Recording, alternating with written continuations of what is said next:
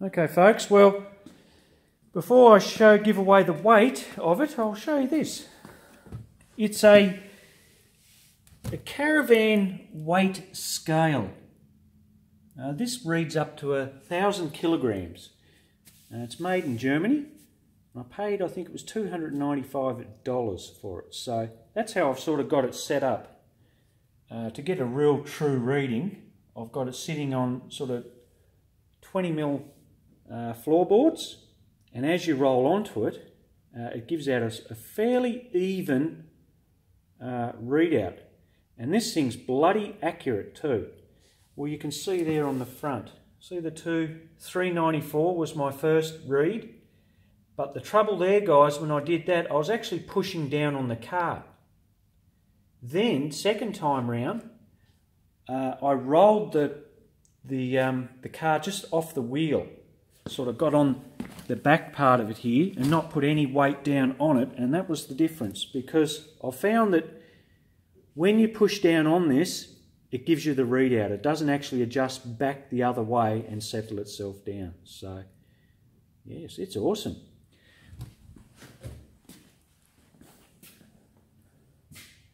Well, that's it. That's the final tally on it all, guys.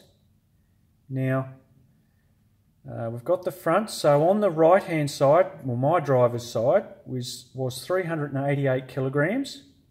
The left side of it at the front was 364. That gave a total of 752. And then the rear right was 327. And the left was 312. And that gave a total combined of 639. Now that totaled up to 1391. And actually I was really surprised with it. I was tipping 1470 because factory, the weight of them are 1442. And I thought actually it was a little bit heavier than factory for some reason. I just had it in my head that it was that, but it came in sort of around sort of 50 kilo lighter than factory. So, but look at the front to rear weight ratio. You know, we're only talking a fraction, what, 110 sort of roughly kilogram difference to front to rear. So that gives you a 54% at the front and a 46% at the rear. So it's a good front to rear weight ratio. It's a really well balanced car. So yes, so at least I know now the total weight of it. Now another note, guys, look at the right hand side versus the left hand side. I sort of struggled with that when I first came up with the figures, but it turns out that the seat, there's a little bit extra on my driver's side, and you've got the steering column, you've got the brake booster, I've got the power steering pump on my side. It's quite heavy. I've got two scavenge pumps mounted on there, sort of probably 3 kilo, maybe even 4 kilo each. So there's a trend that it's a little bit heavier on the right hand side. So yeah, it's just something to be sort of mindful of. It would be nice to get a little bit closer to a more of a balanced weight, but you know, it's something we can work on in time. But yeah, I'm really happy with the front to rear split on that, because it feels really balanced with that weight. It doesn't understeer. When it does step out, it doesn't feel real taily or light. It feels very controllable. So that reflects on that. So yes.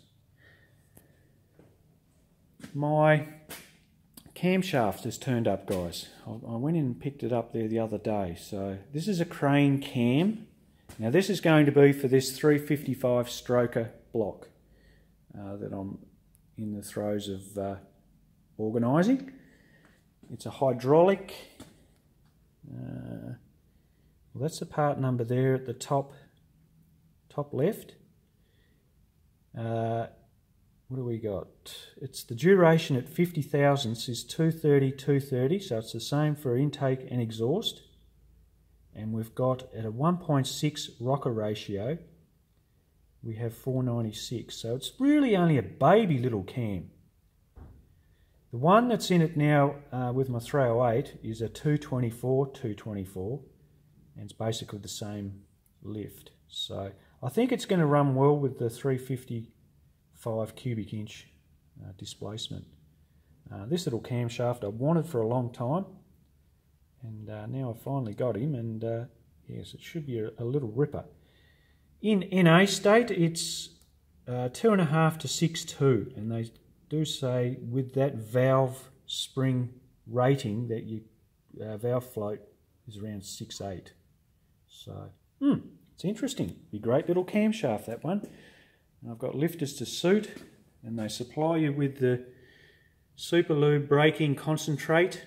I think it's a really high zinc concentrate for the braking of the camshaft. Alright guys, well we're heading off this weekend down at the track. We're doing a hill climb, but we're actually doing it down at Basketville. So that's going to be very exciting, and I can't wait to get down there, guys, and give this a run. It went unbelievably well last time I took it out. I did actually blow some header gaskets in it. When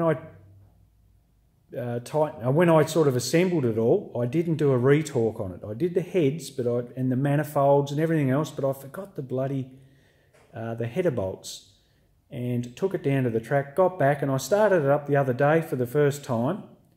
Yes, and we'd blown the header gaskets, but so luckily I bought an extra 3 sets, and yeah, I did a heat cycle on them, and I retorqued them, and yeah, it's all good to go. One other thing before I go, guys, I'll show you what I've done here as well. There we got a light. I've been busy on my little trailer too, folks. I've finally got that back brake on. I had a lot of trouble with this when I first got it going. The actual setup was, for some reason, wasn't disengaging, and it was always sort of still on, half on. It was just heating up the drum big time, and I actually got a new one. The bloke replaced it and just gave me a new one, and I've tested it all. It's perfect, and I've put a little set of mud flaps on it. So I've done both sides, and look what else I've been doing in here, guys. Before I go, I'll show you. I've carpeted out the streamliner. What do you reckon? I've used metre by 1 metre carpet squares, and I've glued it all down, and yeah, oh God, that looks nice. I'm really happy with it, folks. Really happy.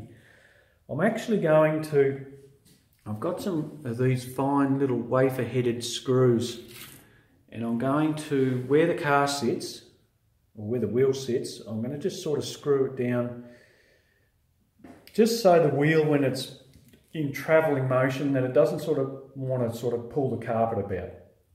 I'll try and stretch it, so I'll pin it down on all sort of 4 corners, and I'll do a nice job of that. So yes, the weekend is nearly upon us, so I can't wait to get this out. 7 pounds of boost, and with the new tyres on it. I know that it's going to be hard down there, and everyone else will be in the same boat, but I don't think we'll get a chance to warm the tyres up. So she may be a little bit skatey for the first corner or two until I get a bit of temp in them. But we'll see how we go. We'll see how we go. It'll be a good day. I'm really looking forward to it. So I've got a fella coming down with me by the name of Justin. He's a really nice fella. I've done a lot of work for him. Actually, I'm still working for him at the minute. Hopefully I can get him to do some filming for me on this phone, and we'll get to see the beast run around, because I know that I haven't got any videos, guys, or not many, or hardly anything of the car. It's all inboard stuff. So I'd like to show you guys what it's like on the outside when she's zipping along, because she sounds completely different on the outside. It's a very unique sound.